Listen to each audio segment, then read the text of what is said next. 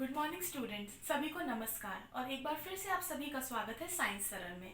तो जैसे कि हम लोगों ने प्रीवियस वीडियो में देखा था कि हमने ओव्यूल और एम्ब्रियो सैक की स्ट्रक्चर को कंप्लीट किया था, यानी कि अब हमारे पास पोलन ग्रेन्स भी प्रेजेंट है जो कि मेल गैमेटोफाइट को रिप्रेजेंट करता है, और अब हमारे पास फीमेल ऑर्गन्स यानी कि ओव्यूल भी प्रेजेंट है जो कि फ्लावर के फीमेल पार्ट को रिप्रेजेंट करता है। तो अब हमें क्या कराना है? अब हमें कराना है इन दोनों का फ्यूजन यानी कि फर्टिलाइजेशन।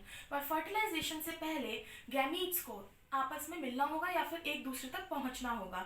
तो मैंने आपको जब मेल गैमेटोफाइट पढ़ाया था तो उसमें मैंने बताया था कि जो पोलन ग्रेन्स होते हैं उनको एक लंबी जर्नी करनी पड़ती है।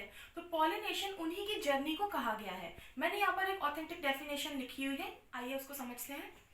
Pollination. So we can say that pollination is the process in which the pollen grain reach to stigma या reached at stigma. स्टिग्मा यहाँ पर फीमेल ऑर्गन का पार्ट है और पोलन ग्रेन्स यहाँ पे एंथर से रिलीज हुए हैं। तो पोलन ग्रेन्स का स्टिग्मा पर लैंड करना और पोलन ट्यूब का फॉर्मेशन करना ही पॉलिनेशन है। पॉलिनेशन बहुत ही टेक्निकल प्रोसेस है, तो आज हम इसको एक फ्लो चार्ट की हेल्प से समझेंगे। देखिए, मेजरली हमने पोलिनेशन को दो तरीके से बांटा हुआ है। First is self pollination and the second one is cross pollination. तो मैं यहाँ पर लिख देती हूँ, first one is self pollination, ठीक है, मैं यहाँ सेल्फ पॉल लिख रही हूँ। उसके अलावा the second one is cross pollination, ठीक। तो ये दो मेजर टाइप्स हैं पॉलिनेशन के। सेल्फ पॉलिनेशन की बात करें तो क्योंकि आप यहाँ देख पा रहे हैं कि यहाँ पर लिखा हुआ है सेल्फ, इसका मतलब है जब पॉलिनेशन एक फ्लावर के अंदर होता है, मतलब कि जैसे कि मैंने आपको जो फ्लावर का स्ट्रक्चर पढ़ाया था तो मैंने बाइसेक्सुअल फ्लावर का स्ट्रक्चर पढ़ाया था, यानी कि वो फ्लावर जिसके अंदर male part and female part दोनों प्रेजेंट होते हैं। तो बच्चों, इसी तरीके के फ्लावर्स में सेल्फ पॉलिनेशन होता है।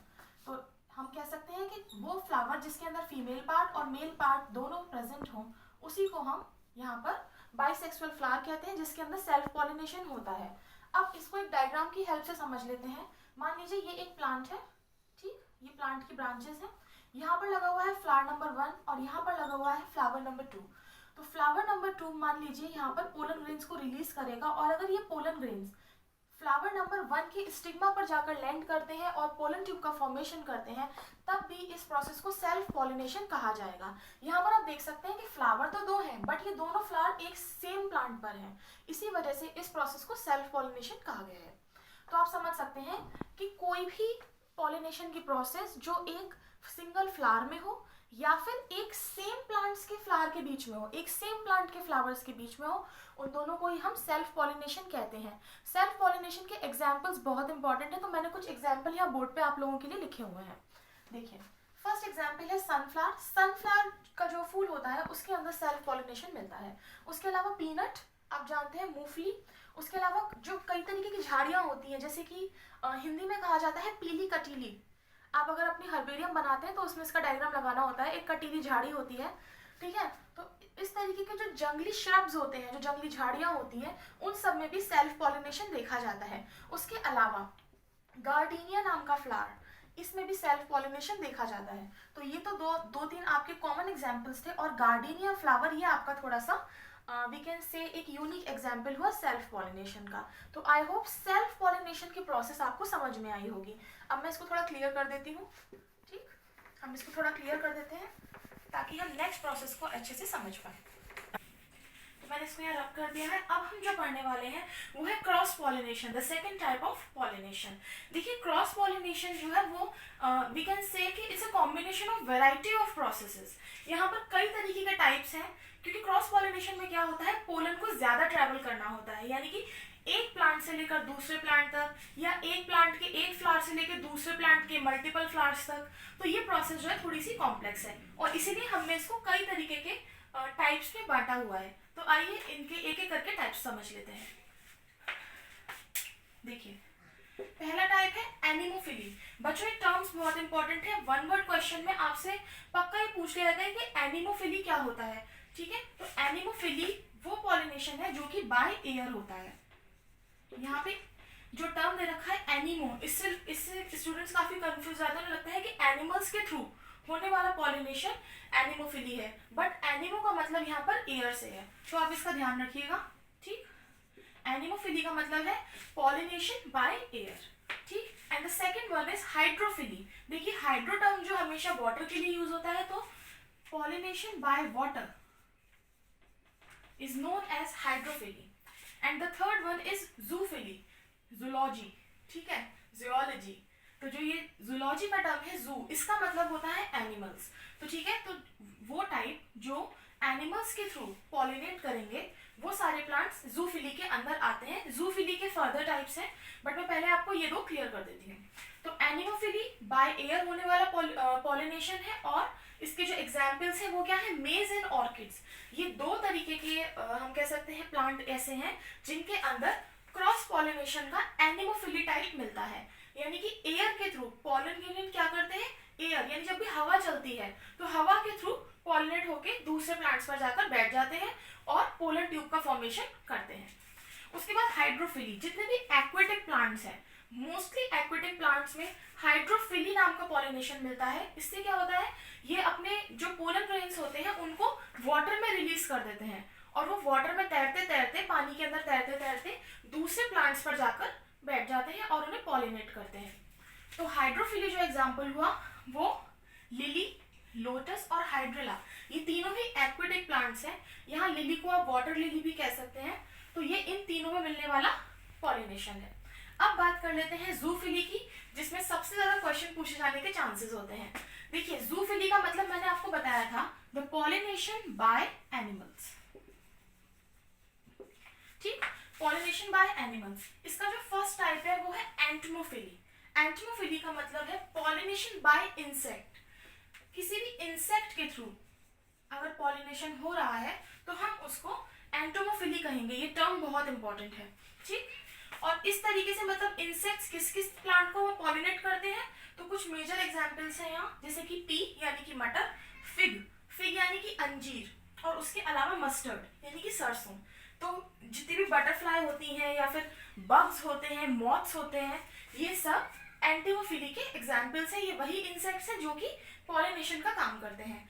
और एक चीज मैं आपको और बताना चाहूंगी, आपने अक्सर देखा होगा कि जो फ्लावर का सबसे अट्रैक्टिव पार्ट होता है पेटल, यानी कि उसकी पत्तियां, कोरोला जिन्हें कहते हैं, वो बड़ी ही अट्रैक्टिव होती हैं, उनका कलर बहुत ही अच्छा होता है। तो वो क्यों होता है ऐसा इसी वजह से होता है क्योंकि वो पॉलिनेटर्स को अपनी तरफ अट्रैक्ट कर सकें, ठीक। और नेक्टर,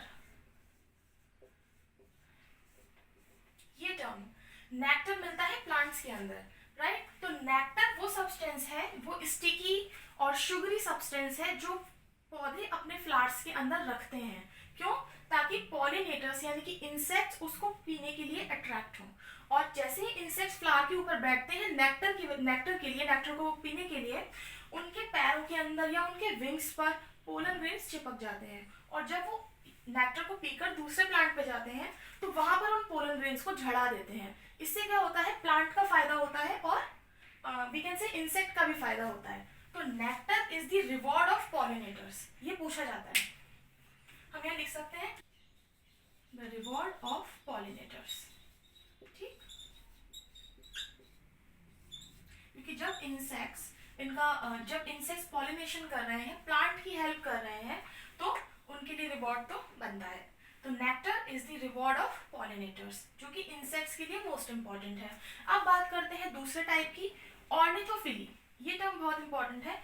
ऑर्निथो का मतलब है बर्ड्स से, यानी कि कुछ स्पेसिफिक पौधे ऐसे होते हैं जिनके बीजों को या फिर जिनके पोलन ग्रेन्स को बर्ड्स ट्रांसफर करती हैं। तो दो यहाँ पे प्लांट्स के नाम है, एक तो है बॉम्बैक्स और दूसरा है बिग्नोनिया, ठीक है। इट्स नॉट बिगोनिया और इट्स नॉट बोगनविलिया, ये दोनों ही अलग अलग प्लांट्स हैं और ये प्लांट अलग है। तो बिग्नोनिया नाम के प्लांट में हमिंग बर्ड के थ्रू क्या होता है, पॉलिनेशन होता है। तो ये एक इम्पॉर्टेंट, हम कह सकते हैं ये एक इम्पॉर्टेंट प्लांट है और उसका एग्जाम्पल है हमिंग बर्ड। तो हमिंग बर्ड कौन से प्लांट को पॉलिनेट करती है, बिग्नोनिया नाम के प्लांट को पॉलिनेट करती है। तो ये हो गए पॉलिनेशन बाय बर्ड्स, ये हो गया पॉलिनेशन बाय इंसेक्ट्स। मैं यहाँ लिख देती हूँ बर्ड्स, ठीक। अब हम बात करते हैं एक और स्पेसिफिक टाइप की, जिसका नाम है मेलैकोफिली। मेलैकोफिली का मतलब है स्नेल के थ्रू होने वाला पॉलिनेशन। जी हाँ, हम लोगों के लिए ये काफी रेयर है क्योंकि स्नेल भी पॉलिनेशन का काम करते हैं, बट कुछ स्पेसिफिक प्लांट्स में करते हैं।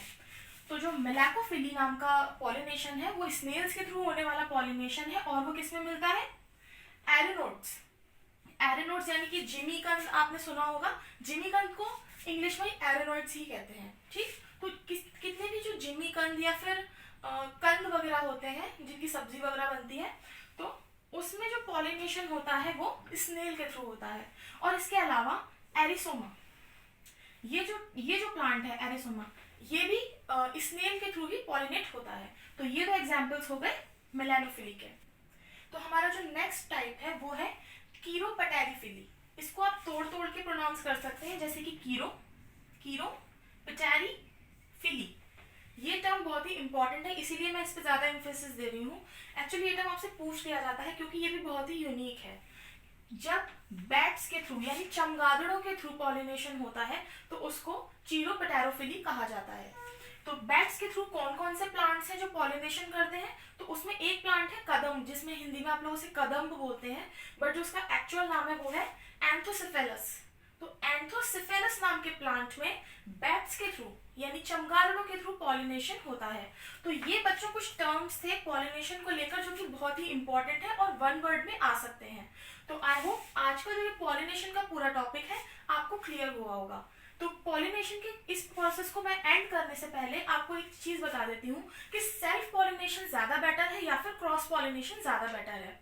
मैंने स्टार्टिंग में ही आपको बताया था कि क्रॉस पॉलिनेशन जो है एक कॉम्प्लेक्स प्रोसेस है, पर ये ही सबसे ज्यादा बेनिफिशियल है। मोस्टली प्लांट्स क्रॉस पॉलिनेशन को प्रेफर करते हैं। उसका रीजन ये है क्योंकि क्रॉस पॉलिनेशन से क्या होता है, प्लांट्स के जीन आपस में आराम से एक्सचेंज हो पाते हैं।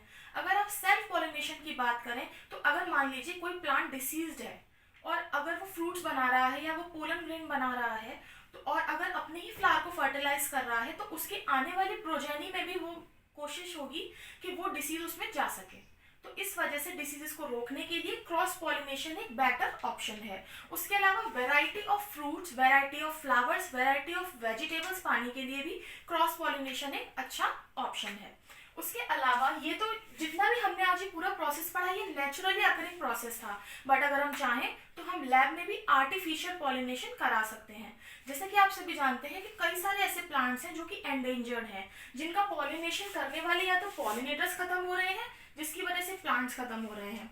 तो इस तरीके के प्लांट्स को बचाने के लिए, एंडेंजर्ड स्पीशीज को बचाने के लिए हम लैब में भी आर्टिफिशियल पॉलिनेशन परफॉर्म करते हैं। तो आई होप आज का ये टॉपिक आप सभी को समझ में आया होगा और साइंस सरल ने इस टॉपिक को सरल करने में आपकी हेल्प करी होगी। तो पढ़ते रहिए एंड स्टडी वेल।